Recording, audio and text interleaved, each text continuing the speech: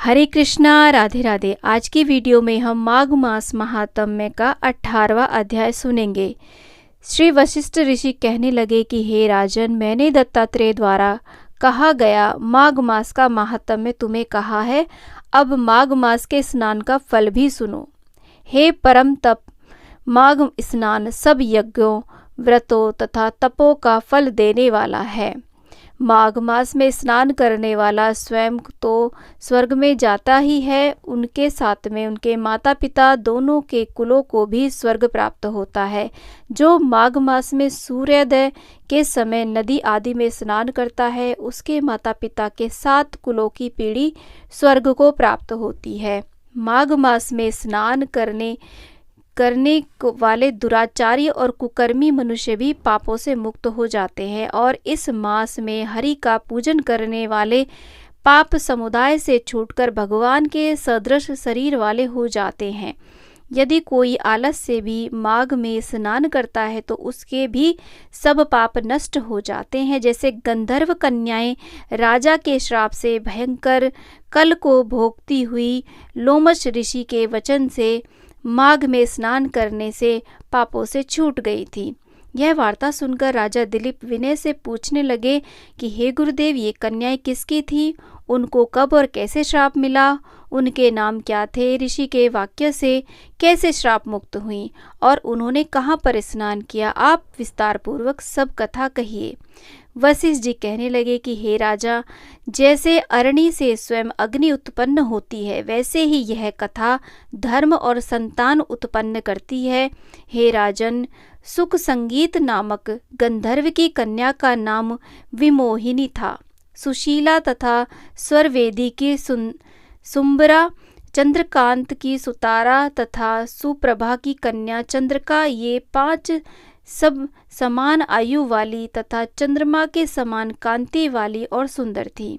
जैसे रात्रि को चंद्रमा शोभायमान होता है, वैसे ही पुष्प की कलियों के समान खिली हुई ये अप्सराएं थी।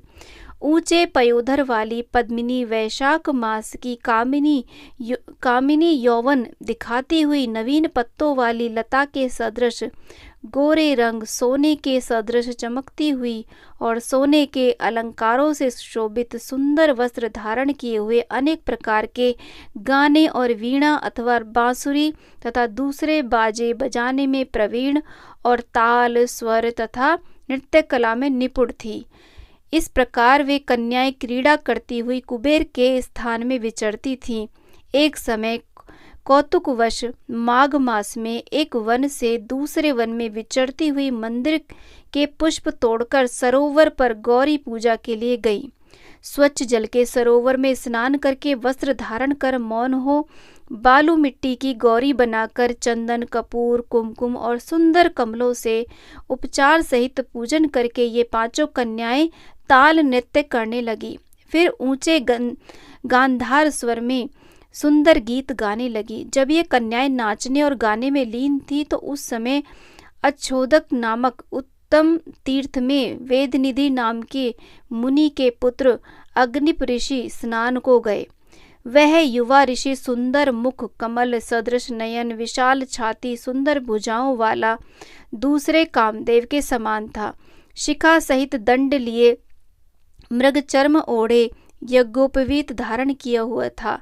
उसको देखकर 5 कन्याएं मुग्ध हो गईं और उसका रूप व यौवन देखकर कामदेव से पीड़ित हो देखो देखो ऐसा कहती हुई उस ब्राह्मण के चित्त में कामदेव का डर उत्पन्न करने लगी और आपस में विचार करने लगी कि यह कौन है।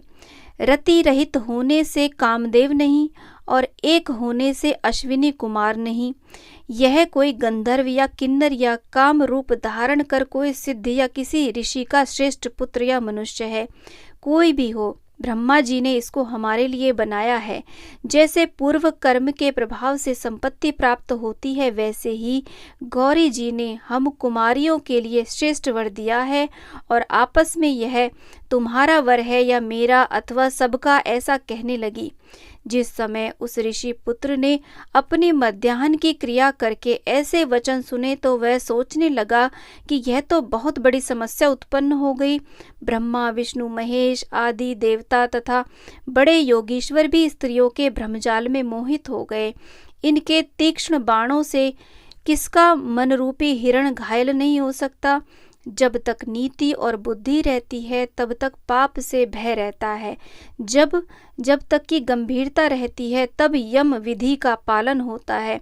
तब तक मनुष्य स्त्रियों के काम रूपी बाणों से बींधा नहीं जाता। ये मुझे उन्मत्त और मुग्ध कर रही है। किन गुणों से धर्म की रक्षा हो सकती है? स्त्रियों के मांस, रक्त, मल, मूत्र से बने घृणित और अशुद्ध शरीर में कामी लोग ही सुंदरता की कल्पना करके रमन कर सकते हैं। शुद्ध बुद्धि वाले महात्माओं ने स्त्रियों के पास रहना कष्टकारक कहा है। सो जब तक यह पास आए घर चले जाना चाहिए। अतः जब तक वह उसके पास आई वह योग बल के द्वारा अंतर्ध्यान हो गया। ऋषिपुत्र के ऐसे अद्भुत कर्म देखकर वह चकित होकर के डरी हुई और चारों ओर देखने लगी और आपस में कहने लगी कि यह क्या इंद्रजाल था जो देखते देखते विलीन हो गया। और वह विरह की अग्नि में जलने लगी और कहने लगी कि हे कांत, तुम हमको छोड़कर कहाँ चले गए? क्या तुमको ब्रह्मा ने हमको विरह रूपी अग्नि में जलाने के लिए बनाया था? क्या तुम्हारा चित्त दया रहित है जो हमारा चित्त दुखाकर चले गए? क्या तुमको हमारा विश्वास नहीं? क्या तुम कोई मायावी हो? बिना किसी अपराध के हम लोगों पर क्यों क्रोध करते हो? तुम्हारे बिना हम नहीं जिएंगी। जहाँ पर आप गए हो हमें शीघ्र ले चलो, हमारा संताप हरो और हमें दर्शन दो। सज्जन लोग किसी का नाश नहीं देखते हैं। तो इस प्रकार से माघ मास के महात्म्य का ये 18वां अध्याय संपूर्ण होता है। तो बोलिए कृष्णचंद्र भगवान की जय।